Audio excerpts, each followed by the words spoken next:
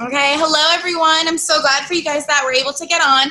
I know some of you guys told me that you weren't able to get on tonight. I know Mercedes and a few others weren't able to get on tonight, and that's okay. I know you guys will be listening to this recording. So tonight we have a guest speaker, Lauren. She has not been a coach very long, I think just about a year. And it's crazy. I remember when Lauren first got started, she hit it right off the bat.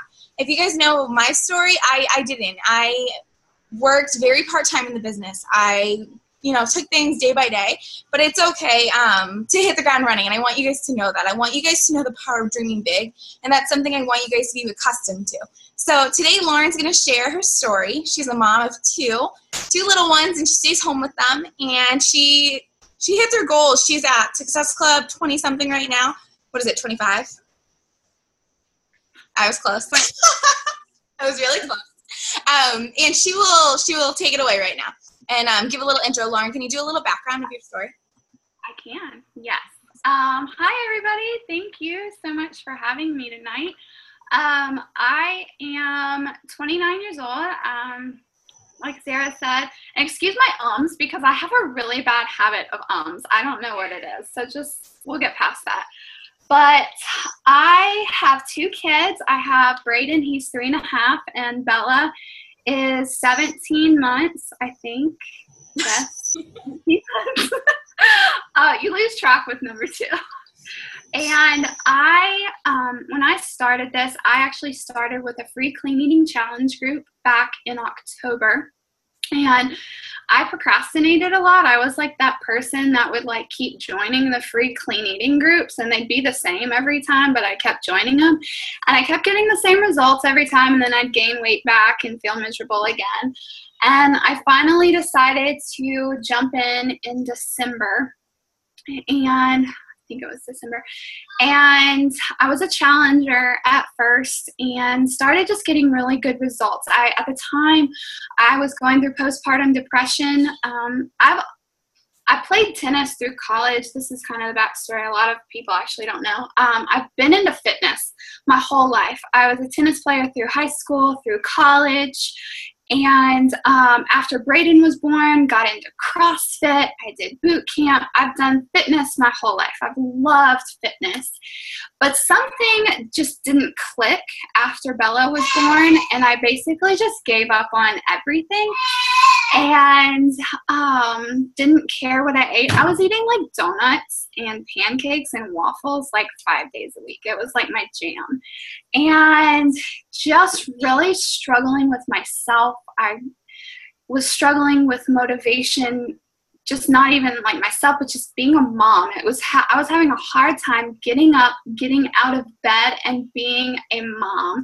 I remember Jay coming to me, and he was like, do you want to go back to work? Do you what's going on? And I thought it was something that I could fix immediately. What I came to find out is it truly was postpartum depression, but I didn't want to admit that, and I really didn't admit that I was struggling with that until I came out of it back in March. And so when the coaching opportunity was presented to me, it was presented to me about halfway through my challenge group, and I stopped and I had to pray about it for a little while because I had dabbled in some of these, MLMs and just really was hesitant about it. But after I started seeing the results and mostly seeing how I was feeling, I just kind of dove head first into it. And I didn't really start it for the discount. I knew that I would work it to a point. Jay said, my husband, just asked me to work it to where I would at least cover the shakes. And so that was my goal at first. And then I really started seeing the potential in it and really started having a passion of sharing my story on Facebook, which tends to be some of the hardest things for people is for us to open up and be vulnerable. And I just kind of set that fear aside and decided I was just going to go for it.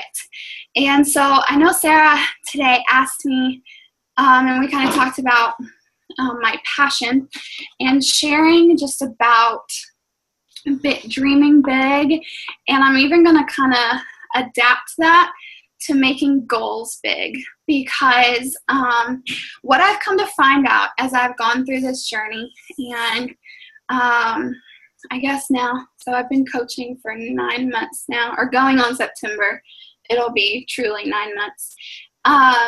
And I'm sorry, I'm going to be like looking to the side every now and then because I was a teacher and I'm a big note taker. So if I'm looking at the side, that's what I'm looking at. So, but okay, so I'm going to start with the difference between a dream and a goal, because when I started this, and you hear a lot, dream big, dream big, dream big. And I tell my team a lot, no, goal big. Make your goals big. Because the difference is, for me, when I'm dreaming big, it's things that I'm wishing would happen. It's things that I think a lot of times we say, if only these certain things could align, or if some miracle could happen, then this would happen. And we just keep them in the back of our heads and don't really do much about them. And so with a goal, when you set a goal and you goal big, you are setting a standard for yourself. You are actually setting a date of when you're going to make these things happen. And you are also setting the steps to take to make that happen. So I hope I hope that's clear as to like what the difference is, at least in my mind. So I'm going to kind of go through a few things that I do on a weekly and monthly basis for my goals, and how to just, make your goals huge and scary and crazy big.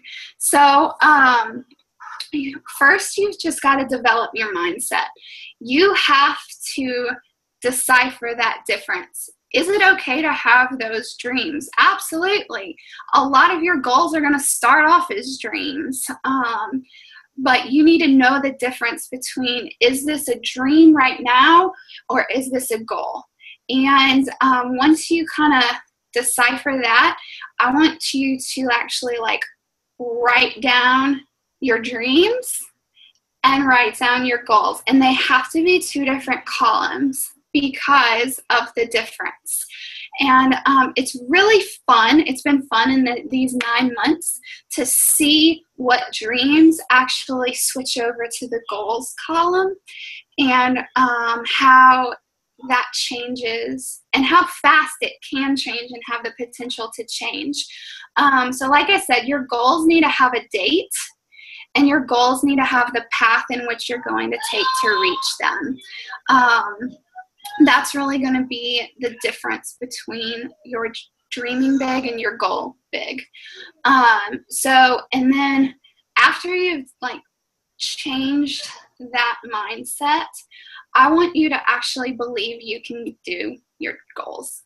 And that's a lot easier said than done. And I know it sounds like common sense, but it's hard to believe that you actually can. I don't know about y'all, but I'll believe it when I see it kind of person. Always have been. I'm a pretty big realist. And, oh gosh, who was it at Summit? Who was our keynote speaker? Simon Sinek, that one? Not Simon Sinek. Was it Dwight? Something that like one. That. Yeah. Yeah. The National Geographic guy. Okay. So he really hit me hard with this. And so he said, don't say, I'll believe it when I see it. Say, I see it because I believe it. And that, in the last month since Summit, has absolutely changed my mindset. So, yeah, absolutely. He said, don't say, I'll believe it when I see it. Instead, say, I see it because I believe it.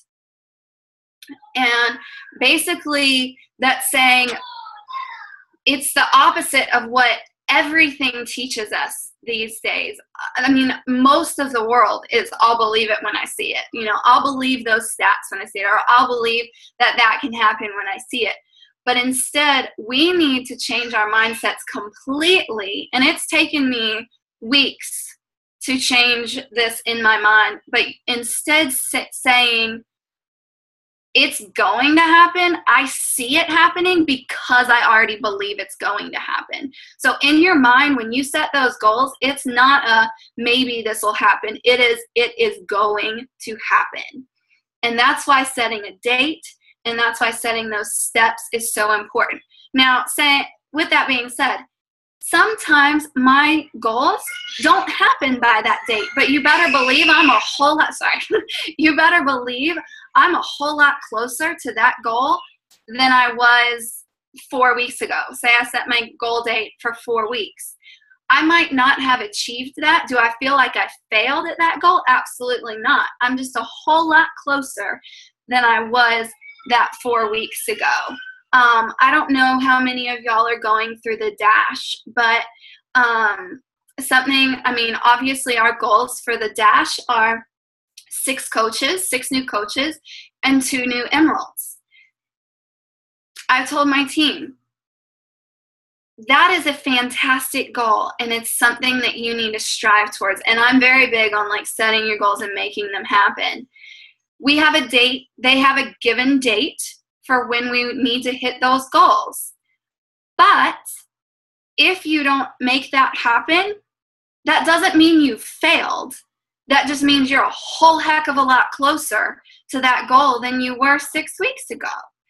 And that doesn't mean that goal has to change. If you hit it 2 weeks later, you've still met your goal. It just took you a little bit longer. But as long as you know that you've done everything to get to that process, then you can be happy to where you've gotten thus far. So I just wanted to like make that clear.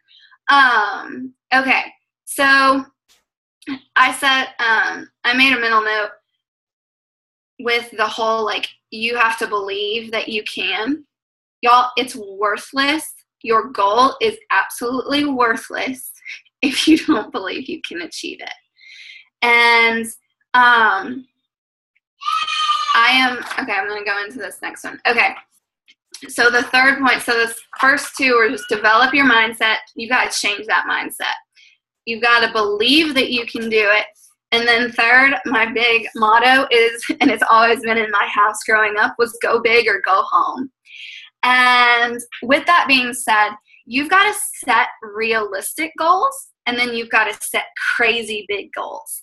And notice, again, I said goals instead of dreams because I want these things to actually happen for y'all. So in order to set realistic goals, these are things like your non-negotiables. Like your non-negotiable should be Success Club 5. Your non-negotiable should potentially be signing a minimum of 1 to 2 coaches a month. Set those realistic goals, things that you know that can happen, because it does feel good to get those goals reached. And you know that without a doubt, these are more, instead of calling them realistic goals, they should actually be kind of non-negotiables for you each week, each month, however you want to set your goals. And I'm going to kind of go into the week and month thing in a minute. And then I want you to set these crazy out there, like you are scared to death of them goals. These are the most fun and awesome goals. If you have heard my story at all on Team Iron Edge or the webinar or anything like that, I set these goals. These were like dreams for me before I started Beachbody. And then I said, I'm going to set these as goals and I'm going to set a date. So I set this date of January 2016 to accomplish a couple of things. I wanted to buy my family a new family car, not necessarily like upgrade our family car. I wanted to be able to take my family on vacation. And then I wanted to be able to put my son into daycare, or not daycare, but a Mother's Day Out preschool program, which he's never been able to be in. And I set those at the very beginning, and I just went after it. And I posted those on my mirror to where I could see them every day. I repeated them every day, and they were ingrained in my mind. And 6 months into my coaching journey, I have now done all 3. 6 months early. And I'm not saying that in a prideful, bragging way. I'm saying that it's there, the possibility is there, but you have got to believe that these things can happen. You have to set these crazy goals. If you are only setting realistic goals, then you're not pushing yourself to the extraordinary. You're not pushing yourself to accomplish crazy things. And these crazy things, in all honesty, don't have to be as far as you think they are. Don't set a goal. Like, do not, okay, this is a double negative, and it's going to drive me crazy being a teacher saying this, but do not set goals because you're afraid of them. Okay, I'm going to this is like an emotional thing for me. Again, this was kind of in my webinar, but I had this dream of doing something in fitness my whole life. And I thought being some sort of trainer would be awesome, fantastic, but a whole lot of things would have to happen in order for this to even be possible. And then I had 2 kids. And so that dream just like not even was buried in the back of my head. It was like buried to the tip of my toes, like just so buried down there. It just wasn't even existent. And when this coaching opportunity came up, it started to creep back up of like, wow, I'm helping people. I'm motivating people. I'm working with people, and I'm actually coaching. But there was still that itch to train people one-on-one or in a group setting live. And I am now a Size Live instructor, and that dream that I thought would stay a dream forever, especially after I had kids, is like a reality. And y'all are actually going to be the first people to know about this. I haven't even told my team. But because I sought after that, because I set a goal for that, I got an email today saying that I was selected to do the live instructor training, or not training, like warm up for the color run here in Birmingham in front of like hundreds of people. And I get to do, I mean, like I've been on like an emotional high all day, and it's just because I dreamed big. I don't accept no as an answer. It's just a no, not right now, or this is not the Lord's timing for me right now. But by gosh, I'm going to keep opening windows and doors till make it happen. And that's just what those crazy dreams are about. And I just want to encourage y'all that doesn't, again, like I can't say this enough.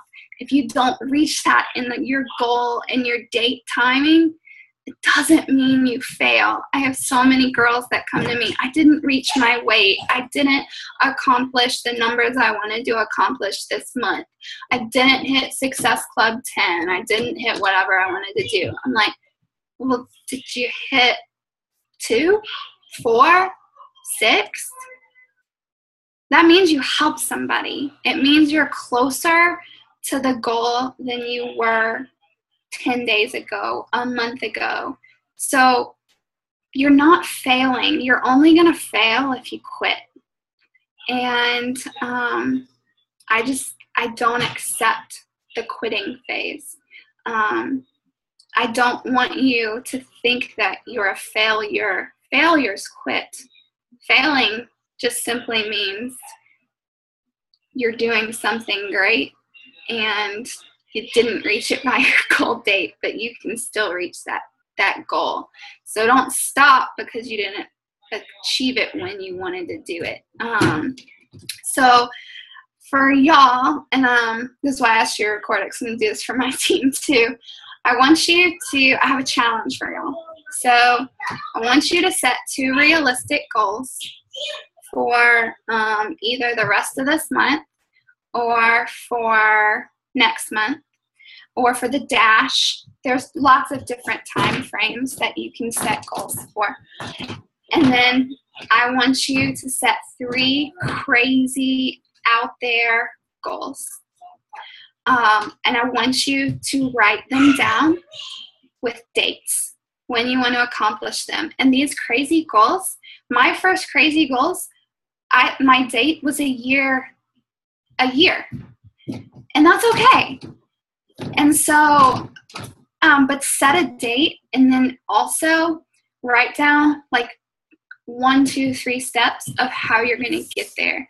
Because in order to get somewhere, you got to take steps to get there. This is really, really important, because if you're just writing down a goal, it really is technically writing down a dream unless you take the steps to get there. So again, like the realistic goals, Success Club really should try to be a non-negotiable if you're trying to move your business forward. Coaches should be non-negotiables if you're trying to move your business forward. So little end of the month push. So we've got 6 days left. I think that's a great place to start with your 2 realistic goals. You know, how many people are you going to reach out to? How many people are you going to talk about the business to? Sarah in the Dash has done some great calls on how to build your contact list and how many people you should be talking to a day. So you have 6 days left. Start your goals there. Going into September, your goals don't have to be, you know, a year long or 6 months long. I change my goals on a weekly basis because those realistic goals that you set, once you reach them, don't coast. Don't give up. Set new ones. So say your goal is Success Club 5. If you hit Success Club 5 by the middle of the month, make it Success Club 10 and 15. I had at the beginning, I would set my goal as Success Club 10, and then I would reach it, and then I would kind of coast the rest of the month because I had hit my goal. Don't do that. Please learn from my mistakes, because that's just hindering the people that you could be helping. Make sure that your goals are constantly changing, that they're constantly evolving, that they're constantly making you a better person, a better coach. If you're a mom, a better wife, whatever it is, they should be constantly changing, because if you're doing those steps to reach them, then you're hitting your goals. So in order to make you better and make your goals higher, they have to be changing. So don't settle or coast. That's really, really important. So I'm gonna just kind of end. I think I've like talked enough, but I'm just gonna end with this, and I've got it like up on my wall, and it actually says dreams, but it's just because it's a quote. But it says, if your dreams don't scare you, they're not big enough. And so in turning that, if your goals don't scare you, they're not big enough. They should scare you. And I've said I set fear aside. I mean, I didn't. Fear is always there. The fear of failure, the fear of not accomplishing things, that is going to always be there. Your dreams and those goals or whatever, they should scare you because they're so big. But what should scare you more, and the more fear you should have, is if you don't go after those things. T. Swift had a quote, and I quoted it the other day, and I can't remember it.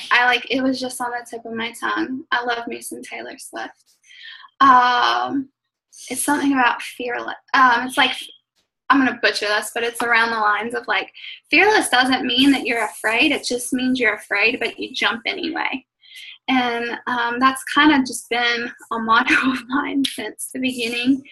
This journey scared the crap out of me.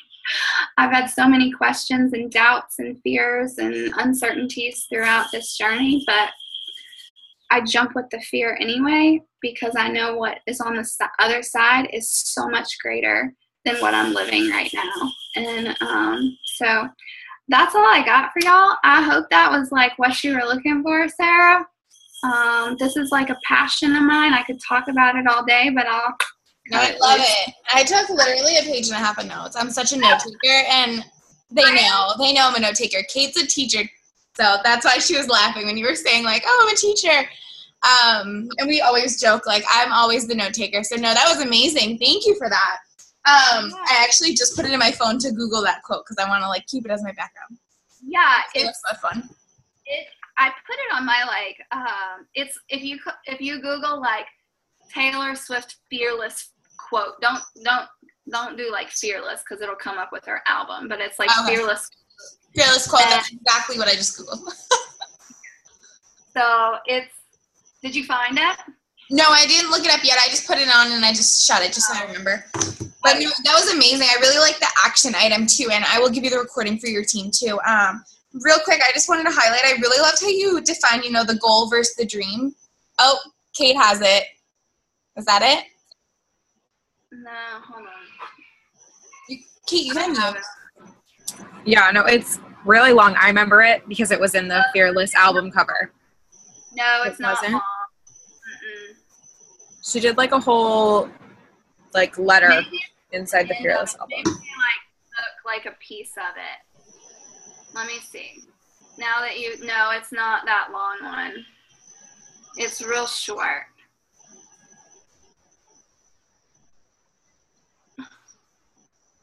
Okay, here it is. Being fearless isn't being 100% afraid. It's being terrified, but you jump anyway. Oh, I love that. Isn't that fantastic? Yeah, I'm glad you shared it on the call. I wanted to make sure you did. Yes. No, that's awesome. Thank you so much for that. And I loved how you defined everything and broke things down into steps. It was really easy to follow. It must be the teacher in you.